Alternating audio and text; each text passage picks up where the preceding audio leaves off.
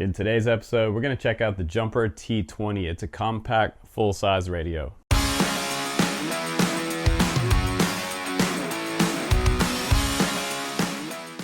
What's up, guys? Welcome back to the channel. Today, well, we're going to check out the Geprc T20.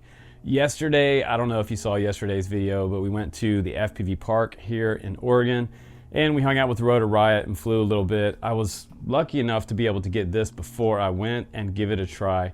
I have the ELRS version here with a foldable antenna. It's a 2.4 version, and I was telling some of the guys at the field yesterday that it looks a lot like a boxer chopped in half. It's the same width, the same thickness, but just a little smaller. So it has that full-size radio feel, but in a smaller format, which is pretty cool. So this may be my new compact travel radio. But without further ado, let's jump into the review now. Let's go to the bench and let me show you all about the T20, what I like about it, what I don't like about it, and a little comparison to some of the other radios out there you might be considering. Here we go. All right, guys, is this going to be the best release for an entry-level FPV radio this year? Let's kind of compare it to some of the others out there in this review. Let me talk about the specs on this radio and also the options that you can buy for this one. So this one is quite a bit more expensive than the Radiomaster Pocket, which I reviewed a while back. That's around the $50 to $60 price point. Now, inside the box, you get a variety of different things. You get the T20 Quick Start Guide, some stickers for modes if you want to put it near your switches, and you get a Geprc Technology certificate, as well as your back plate, which you can put on the back of the radio to cover up the 4-in-1 spot, where I'm going to talk about that in a second. We also get a Geprc lanyard, which is super nice, neck strap, and you get a USB cable. But what's exciting is that for an extra $60, if you get the ELRS version and you want to fly other things, you can also get a 4-in-1 multi-protocol module, which basically plugs in with one cable like this. It has a little miniature diamond antenna on top, and it's pretty flat. So it's kind of cool that they offer this. It just has 4 screws on the back side here that go down into the back of the radio, and a pretty sweet heatsink on the back of the radio as well that I'm going to show you now. Now, before I really get started and dive into this radio, guys, this video, it is called the best FPV radio for 2023 ? And think about that question mark at the end of my title for this video. Other folks might say it's the best. I am here to question that in this video. So before anyone starts trolling and saying, oh, you say everything's the best, go back and look at a lot of my videos. There is a question mark at the end of that. Yes, everyone is saying things are the best all the time, but in this video and others, I'm always questioning, is it the best? So by the end of this video, you're going to find out what I think about the T20 in comparison to all the other radios that you've seen on the bench here today. I'm going to give you an honest opinion on these radios, which one is going to be my daily driver for the next couple months, and will I transition to the T20? That is yet to be determined. But I am happy that this is a fully functional, kind of a boxer, if you will, chopped in half. It's about 3/4 as tall as a Radiomaster boxer, which I love the wide format, the full-size radio feel of it, the full-size gimbals, and also these are not Radiomaster gimbals in here. These are actually made by Geprc, and these are their own gimbals. They are CNC Hall gimbals, and very nice looking, very similar to the AG01s. I could just show you side-by-side comparison right there. They do look very similar and kind of around the same quality. Maybe the AG01s feel a little bit smoother, but this also is a JP 4-in-1 multi-protocol module, which fits on the back of this radio right over top where the heatsink is. And I think this is great because once you lift up this panel right here, if you have internal ELRS on here, you can expand your function of your radio by plugging in this cable here to your module port right there, and put 4 screws in, and you're off and ready to go for an external module use. It's also supposed to be compatible with something like TBS Crossfire modules and NANO style receivers. They have a converter for NANO style receivers. If you already have Crossfire Nano, that's great. So plug it into the back right here and you're ready to go. It also has full-size 18650 batteries, unlike the Radiomaster Zorro. A lot of people hated that this one had shorter, little tiny batteries, and you're probably getting what, like, was it 2 hours runtime on the Zorro, which is not super great. So we get full-size batteries in this one, and we'll get the same runtime as something like the TX16S or the Radiomaster Boxer. Probably even better runtime because this one has a much smaller 1.3-inch screen versus, again, the Zorro. People didn't like the huge screen on here. So pick your poison, which one you like better. I like the fact that it also has a foldable 2.4 antenna on here. It goes vertical and sideways, and it folds down like this, which makes it nice. You can kind of make it a kickstand by going like that. A lot of times I want to stand this radio up, but it seems that it's been built with a little bit of curve in the case, so it kind of falls backwards. I really wish it had a flat bottom and would stand up straight. That's one of my only pet peeves so far. We also have speakers left and right for announcing OpenTX. When you press and hold, it takes about 3.5 seconds to start up Edge TX, and then you see it light up. And this is cool because we have all of these different switch options on here. We have 6 mode switches which are able to be active independently, which is super great. You have the CNC metal jog wheel here for making selections. We've got this right here. This top button is for selecting models.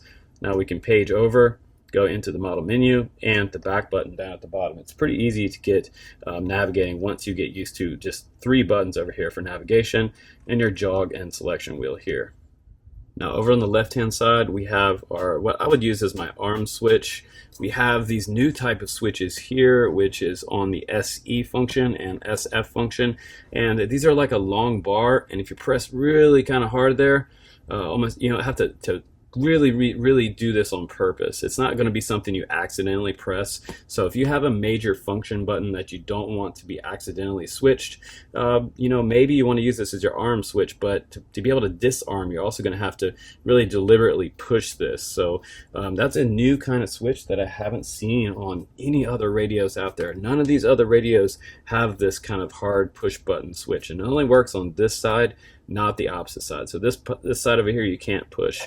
We also have a 3-position mode switch here, which I usually use in beta flight for my flying modes.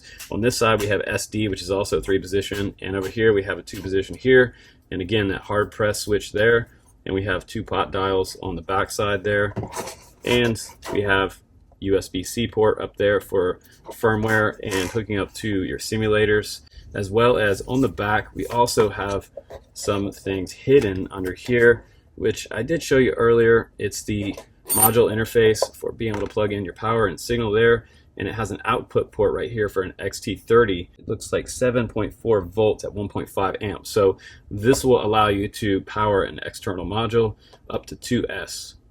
And it's also worth mentioning that Geprc does not give you 18650s with this radio, so that's going to be an additional cost. Whereas when I bought the Pocket, I did get some extra batteries that went along with mine. Now, you have to clarify in the comments if you guys got Radiomaster 18650s with your Pocket. I'm not sure about that. Sometimes they send reviewers things that you guys don't get. So I do have those 2 Radiomaster batteries in there now, thanks to them. It comes with a battery tray which plugs into the side, and I have to mention it's a little bit of a pain to plug in the 2S lead there into the radio. It's a little bit recessed inside on the right hand side of that bay. But I do have to say, getting the batteries in the Geprc T20 is a lot easier than getting the batteries in and out of the Radiomaster Pocket. These are back covers like I've seen before, and I have trouble getting these on and off. There is a little finger slot here now, which I really appreciate. It makes it a lot faster, and I love the fact that it has storage ports for the removable gimbals on this one. So you know, if price and size are what you're going for here, you're on a budget, I would grab this one. If that's what you're looking for, the cheapest, best transmitter, that's probably going to be the Radiomaster Pocket for this year. But if you want to spend around the $120 price point, then by all means get a T20. But it was hard for me to get these back on the radio, and somebody like my friend Diego that has some disability with his hands, if you have problems using your hands, this is going to be hard for you. So this is a lot easier for people with disability, now that I know how hard it is for him to be able to work on these things. Now we need to talk about power here for sure, because some of you guys are looking for more power. And when I was at the Rotor Riot meetup yesterday, and I mentioned that this one had 1 watt internal ELRS power on here, some guys had some raised eyebrows. They were like, whoa, that's a lot of power for a little radio. That's impressive, especially for the price. 1 watt, that's pretty nice, and that's the reason why you have a huge heat sink on the back of this radio. Now the Pocket has cool LEDs, it has this transparent case, but the ELRS version of this one comes in at a maximum power of 250 milliwatt. And I have to be honest with you guys, as always, you know, yesterday I got to fly this. It was great. But this is my daily driver. And at this point, you know, I am considering moving over to this one as my daily driver. However, it depends on how easy the ELRS is to hook up. I also just got some brand new modules from Emacs, the ELRS or whatever it's called. I'm going to be reviewing those coming up. Those are pretty nice modules, and we're going to see how compatible those modules are with both of these radios. So I'll keep you posted on that. But I still like this kind of mid-sized format of the Boxer. I know a lot of guys there at the Rotor Riot meetup were flying the Boxer, and no one had really even seen this one yet in person. So people were pretty stoked to see this one. And honestly, I think it's kind of I told my girlfriend today, I was like, this is a sexy piece of technology. And she just looked at me like, that's weird. But yeah, I think it's a sexy design. I do. I really like the way this looks and the way it feels. Now, if you rewind like 2 years ago, the most popular radio out was the Radiomaster TX16S. This guy right here was super popular, mainly because people love to trick stuff out. This thing is like an assault rifle with a rail on it. You can add all kinds of different things on here. You can go anodized aluminum. You can go gold style, red, blue, yellow, green. They have all kinds of colors, and you can do the inserted LED lights. You can also do that with the Radiomaster Boxer, which is kind of cool. So these have a lot of cool options, but it has a huge screen on here. Even though it's touchscreen, it is a much larger screen, but I never really had that much problems with the battery life on here. So I have the larger 6,000 milliamp in here, and I find myself not charging it that often, even though I fly every day. So yeah, this radio may be headed the way of the Buffalo as far as, like, you know, what people are flying currently. Do you want a radio this big when you could have something very similar with a lot of options and still up to 1 watt power? And two other popular radios that a lot of pilots use is the DJI FPV transmitter. This one's great if you're only flying like O3s or the Cadex Vista. It has a built-in receiver and you can just bind up to it as long as you have it set up on your flight controller. And the most infamous popular super portable TBS Tango 2, which is one of my all-time favorites. I was even talking to Radiomaster, please make some foldable gimbals for the Pocket, and Owen was telling me, hey, I have something better. I have something you're gonna love, and I do love it. I like it even better because, like the DJI Mavic Mini, it has removable gimbals on there, so that's super nice for traveling. You don't have any chances to break off your gimbals while you're traveling. This one, however, does not have foldable or removable gimbals for traveling, so you'll need some kind of maybe printed TPU stick cover or something like that. I'm sure that Jumper will come out with those soon, but this is a little kind of size comparison for each of these radios. I have a ton of Crossfire receivers, so I still use this one a lot, and I'm gonna have to see how the TBS full-size module fits on a T20, and if it does, that will be super great. We'll see about that in the next couple months.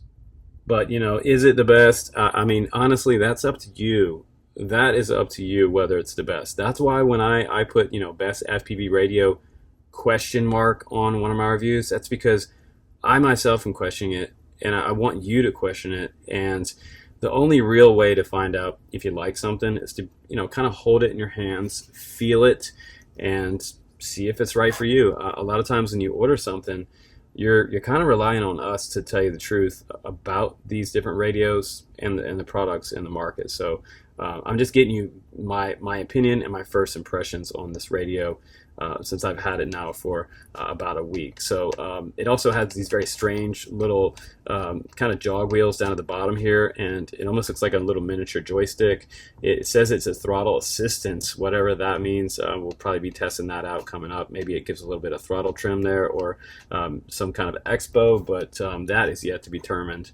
Now, if you want to go into the model menus, again, it's pretty simple. We're just going to press this button, press page over, and then I can scroll up or down, and I can change the power output. I can also change which is on, whether the external RF is on or off. I have it off right now because I'm using the internal ELRS module. And yeah, I'm pretty happy that this has up to 1 watt. So I think that's huge for jumpers release. I really do. I also like the foldable antenna, which kind of makes a nice little kickstand if you need it. On the bench, kind of props it up a tiny bit, but yeah, again, I wish it would stand up. This thing will not stand up. So apparently they want you to have this thing being laying flat always. Maybe a little safer for you, but for me, I really wish it would stand up. And I gotta mention, these stickers that come in the box, they came in the box with mine. They have a bunch of different things here, from acro to QRTL. It has loiter. So a lot of these are for iNav type of things. It has land, guided, circle, cruise, auto tune, manual, all kinds of cool stuff here. And these can go on these 6 switches right here. They're made specifically to kind of just press right onto that, and it has a little bit of a lip around it, a little bit of bevel for that sticker to sit down into. And once you have them on, they look pretty cool. Then you can take them back off if you add different modes to different switches. And I have to say, I've seen these neck straps before from Jumper. This is kind of the classic orange strap that comes along with most of their transmitters all the way back to the T16. They haven't changed this in years. So again, is it the best? I don't know. I still need to test this thing for the next few months, but I do think it's probably one of the best radios you can buy right now as far as the options that it gives you for the price. Yeah, so best for the options and the price. Maybe not best for you, maybe not best for me. The best depends on what your needs are. So the best needs for me is more compact all the time with a full-size radio feel, full-size module support, and that's what I'm looking for, because the Boxer, honestly, for me, I transitioned over this one like a few months back. If you watch my Radiomaster Pocket review, I said, don't buy this radio, buy this one. Does that mean I don't like the Pocket? No, I think the Pocket is amazing, and it basically is a game changer for the FPV community because it's only $59. So if you're on a budget or you're in the poorhouse, buy this one to fly your FPV quad. And if you want to spend a little more money, around the $100 price point, grab a Boxer, because these are freaking awesome, and I love the way it feels. And when my thumb couch is on there, it flies super great. But for now, what I'm going to be doing is testing this one more and more, and I may move over to using the T20 as my daily driver. Time will tell, and I will let you know right here on the channel. So if you subscribe, join our Discord, you'll find out more about the latest and greatest FPV gear and RC reviews right here on the channel, guys. Take care. I'm Justin Davis. I'll see you on the next one.